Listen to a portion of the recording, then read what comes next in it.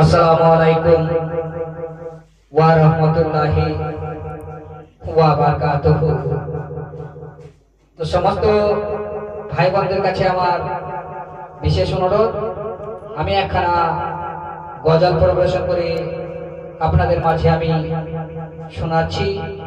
একটু মনোযোগ দিয়ে গজলটি শুনতে থাকবেন ভাই এবং বোনেরা এবং মারা।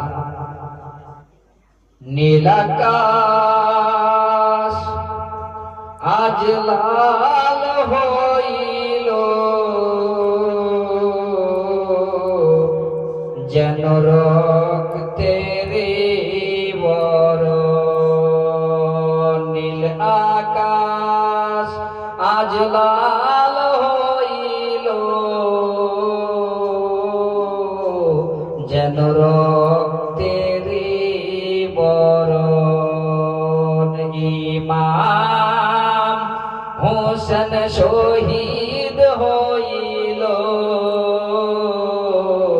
তার নানাজির উম্মতের কারণ। ১৫০ খানা চিঠি